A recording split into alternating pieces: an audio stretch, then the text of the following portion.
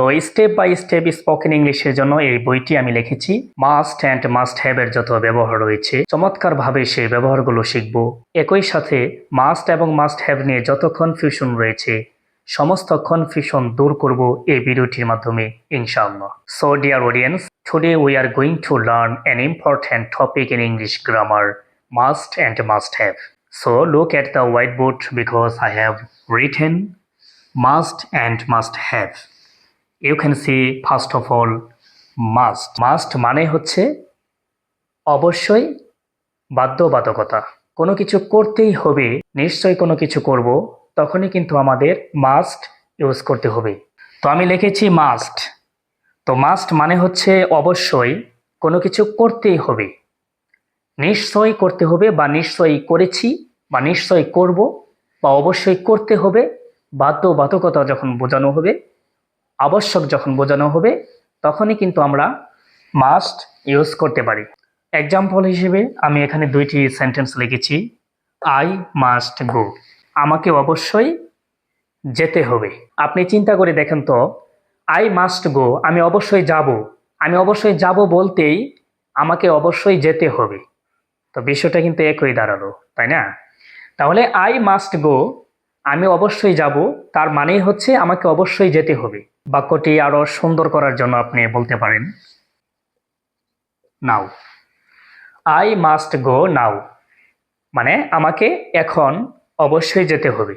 তার নিচে যে বাক্যটি লিখেছি সেটি হচ্ছে ইউ মাস্ট স্টাডি, তোমাকে অবশ্যই পড়াশোনা করতে হবে। ইউ মাস্ট স্টাডি, তোমাকে অবশ্যই পড়াশোনা করতে হবে। এখানে বাক্যটি আরেকটু সুন্দর করতে পারেন হার্ড। হার্ড মানে কঠোর পরিশ্রম করা। ওকে, ইউ মাস্ট স্টাডি হার্ড, তোমাকে কঠোর পরিশ্রম করে পড়াশোনা করতে হবে। ইউ মাস্ট স্টাডি হার্ড, তোমাকে কঠোর পরিশ্রম করে পড়াশোনা করতে হবে। দেখেন কত সুন্দর বাক্য কিন্তু আমরা মেক করছি। এখানে আপনি সাবজেক্ট চেঞ্জ করতে পারেন। ইউ মাস্ট গো নাও, তোমাকে এখন যেতে হবে, তোমাকে অবশ্যই যেতে হবে। উই মাস্ট গো নাও, আমাদের অবশ্যই যেতে হবে। হি মাস্ট গো নাও, তাকে অবশ্যই যেতে হবে।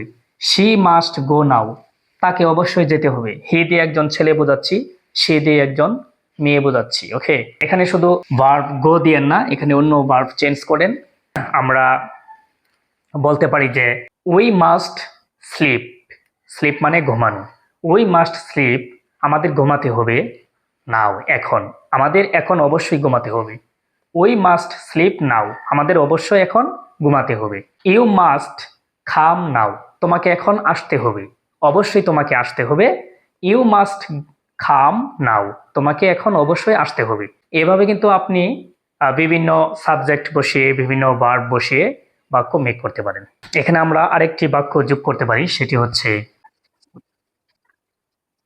We must respect. রেসপেক্ট মানে কি? সম্মান করা। উই মাস্ট রেসপেক্ট, আমাদের সম্মান করতে হবে, মানে আমাদের অবশ্যই সম্মান করতে হবে। We must respect our parents. Parents মানে কি? মা বাবা। তো আমাদের মা বাবাকে অবশ্যই সম্মান করতে হবে। We must respect our parents. তারপর এখানে রেসপেক্ট চেঞ্জ করে আপনি অন্য একটি ভার্ব দিতে পারেন, সেটি হচ্ছে যে উই মাস্ট ফলো। ফলো মানে কি? অনুসরণ করা। We must follow the rules, মানে আমাদের নিয়মগুলো অবশ্যই মানতে হবে বা অনুসরণ করতে হবে। We must follow the rules. Okay, মানে আমাদের অবশ্যই নিয়ম মেনে চলতে হবে বা আমাদের অবশ্যই নিয়মগুলো মানতে হবে। তাহলে আমরা মাস্ট কখন ইউজ করব? যখন অবশ্যই কোনো একটা কাজ করা হবে বা করতেই হবে এমন বোঝাতে আমরা কিন্তু মাস্ট ইউজ করতে পারি। এখন আমরা যেটা নিয়ে আলোচনা করব সেটি হচ্ছে মাস্ট হ্যাভ। যে মাস্ট হ্যাভ আমরা কিভাবে ইউজ করতে পারি।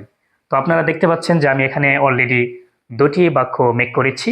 হি মাস্ট হ্যাভ। তো আমরা যখন মাস্ট হ্যাভ ইউজ করব, ঠিক যেইভাবে আমরা শুড হ্যাভের সাথে ভার্বের যে 3 নাম্বার ফর্ম রয়েছে পাস্ট পার্টিসিপল ফর্ম, সেটি ইউজ করেছি, এখানেও সেই একই নিয়ম মানতে হবে।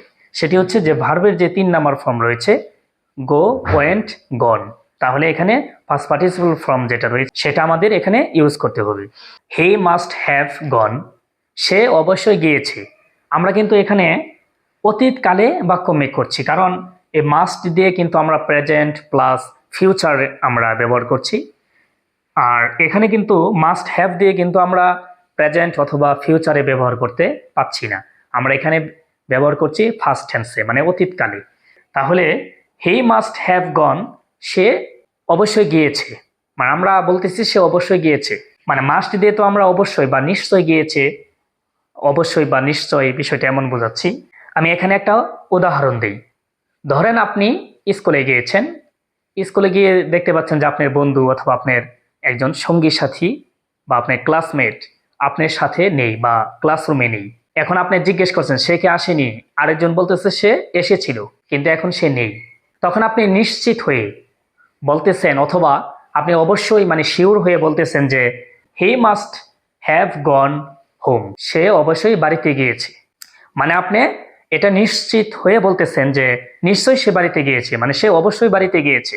হি মাস্ট হ্যাভ গন হোম, সে অবশ্যই বাড়ি গিয়েছে অথবা সে অবশ্যই বাড়িতে গিয়েছে। ক্লাসরুমে এই বিষয়টা নিয়ে আরেকজনের সাথে আলোচনা করছেন, তখন কিন্তু আপনি বলতেছেন যে সে অবশ্যই বাড়িতে গিয়েছে, মানে যাওয়াটা কিন্তু শেষ হয়ে গিয়েছে, মানে এটা অতীতকালে কিন্তু বাক্যটা মেক করছেন। এটা কিন্তু বুঝতে হবে খুব মনোযোগ সহকারে যে he must have gone home, সে অবশ্যই বাড়িতে গিয়েছে বা সে নিশ্চয়ই বাড়িতে গিয়েছে। আপনি ক্লাসে বসে আরেকজনকে বলতেছেন যে সে এতক্ষণ ছিল বা ক্লাসরুমে এর আগে ছিল কিন্তু এখন নেই, কারণ সে অবশ্যই বাড়িতে গিয়েছে বা সে নিশ্চয়ই বাড়িতে গিয়েছে। নিচে আরেকটি উদাহরণ দিয়েছি, এটি বুঝলে আরো আপনার কাছে মাস্ট হ্যাভ এর যে ব্যবহার রয়েছে সেটি বুঝতে পারবেন। যে শি মাস্ট হ্যাভ ইটেন, সে অবশ্যই খেয়েছে দ্য ফুড, সে খাবারটি অবশ্যই খেয়েছে, মানে খাওয়াটা শেষ হয়ে গিয়েছে, অতীতকালে কিন্তু বাক্য মেক করছেন। যে শি মাস্ট হ্যাভ ইটেন, ওই যে ইটেন কোথা থেকে আসলো, ইট, অ্যাট, ইটেন, তো মূল ভার্ব কি ইট, ইট থেকে কিন্তু আমরা ইটেন পেয়েছি, যে ইট, অ্যাট, ইটেন। ভার্বের যে পাস্ট পার্টিসিপল ফর্ম রয়েছে সেটি দিয়ে কিন্তু আমরা বাক্য মেক করছি অতীতকালে মাস্ট হ্যাভ দিয়ে। ওকে, তাহলে শি মাস্ট হ্যাভ ইটেন, সে অবশ্যই খেয়েছে দ্য ফুড, সে খাবারটি অবশ্যই খেয়েছে। এখানে আমরা একটা উদাহরণ টানতে পারি। আপনি রান্নাঘরে গিয়েছেন, কিচেন রুমে গিয়েছেন, গিয়ে দেখেন যে টেবিলের উপরে আপনার একটা প্লেট রয়েছে, প্লেটটা খালি, মানে খালি প্লেট পড়ে রয়েছে। আপনি দেখেই বুঝতে পারলেন যে she must have eaten the food, সে খাবারটি অবশ্যই খেয়ে ফেলেছে, সে খাবারটি অবশ্যই খেয়েছে, যে she must have eaten the food. Okay, এইভাবে কিন্তু আপনি বাক্য মেক করতে পারেন। তারপর আমরা আরেকটা বাক্য এখানে নিতে পারি, যেহেতু আমি এখানে লিখেছি যে ইউ মাস্ট স্টাডি, তুমি অবশ্যই পড়াশোনা করবে, হার্ড, কঠোর পরিশ্রম করে। ইউ মাস্ট স্টাডি হার্ড, তুমি অবশ্যই কঠোর পরিশ্রম করে পড়াশোনা করবে, তার মানেই হচ্ছে তোমাকে অবশ্যই কঠোর পরিশ্রম করে পড়াশোনা করতে হবে। ইউ মাস্ট স্টাডি হার্ড, তোমাকে অবশ্যই কঠোর পরিশ্রম করে পড়াশোনা করতে হবে। এখন যদি এখানে আমরা মাস্টের সাথে হ্যাভ ইউজ করি, যে মাস্ট হ্যাভ, ঠিক আছে, যে ইউ মাস্ট হ্যাভ, আপনি এখানে হ্যাভ ইউজ করতে পারেন, ইউ মাস্ট হ্যাভ, তখন কিন্তু স্টাডি থেকে কি হয়ে যাবে, স্টাডি ইজ এ ভার্ব, তাহলে স্টাডি, স্টাডিড, স্টাডিড। তাহলে পাস্ট পার্টিসিপল ফর্ম যেটা রয়েছে মানে 3 নাম্বার ফর্ম ভার্বের, সেটা নিয়ে আসতে পারেন। ইউ মাস্ট হ্যাভ স্টাডিড, তুমি অবশ্যই পড়াশোনা করেছ, এটা আমি নিশ্চিত বললাম যে তুমি পড়াশোনা করেছ। যে you must have studied harder, তুমি কঠোর পরিশ্রম করে পড়াশোনা করেছ, যে তুমি অবশ্যই পড়াশোনা করেছ এটা আমি নিশ্চিত। তাহলে আশা করি বুঝতে পেরেছেন যে মাস্ট এবং মাস্ট হ্যাভ এর যেই ব্যবহার। তাহলে আমাকে অবশ্যই যেতে হবে না বা আমি অবশ্যই যাব না, আমি নিশ্চিতভাবে বলতেছি যে আমি যাব না। তাহলে আমি কিভাবে এটা করতে পারি, যে আই মাস্ট নট গো নাও, এখানে নট ইউজ করে দিবেন। তো আপনি সংক্ষিপ্তভাবে বলতে পারেন যে মাস্ট নট থেকে কিন্তু হয়েছে মাসন্ট। ওকে, যে আই মাসন্ট গো, আমাকে অবশ্যই যেতে হবে না। আই মাসন্ট গো নাও, আমাকে অবশ্যই এখন যেতে হবে না। We mustn't go now, you mustn't go now, he mustn't go now, she mustn't go now. এইভাবে আপনি বাক্য নেগেটিভ ভাবে ইউজ করতে পারেন। তো যদি প্রশ্ন করি যে আমাকে কি অবশ্যই যেতে হবে, তাহলে কিন্তু মাস্টটা সাবজেক্টের আগে নিয়ে আসতে হবে। ঠিক আছে, যে মাস্ট আই গো, আমাকে কি অবশ্যই যেতে হবে, মাস্ট ইউ গো, এভাবে কিন্তু প্রশ্ন করলাম। তো উত্তর দিতে পারেন yes you must go, no you mustn't go. Okay, তো মাস্ট হ্যাভ দিয়ে যখন আমরা প্রশ্ন করব ঠিক এইভাবে মাস্টটা আগে নিয়ে আসতে হবে।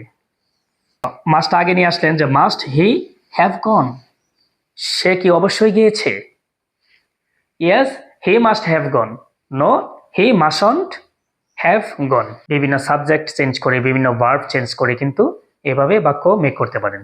This is my spoken English book and I have written this book for the very weak students and I have written this book for you. এই বইটি কিন্তু আপনাদের জন্যই আমি লিখেছি। ওকে, তো এই বইটিতে মাস্ট অ্যান্ড মাস্ট হ্যাভের ব্যাপক আলোচনা করা হয়েছে। এই বইটি নিয়ে কিন্তু আপনারা প্র্যাকটিস করতে পারেন।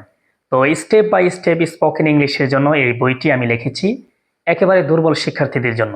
এই বইটি এমনভাবে মেকিং করা হয়েছে, ইতিপূর্বে সারা বাংলাদেশে কোথাও এমন বই দেখাতে পারবেন না, because I am not a highly educated person. Thank you so much, have a nice day.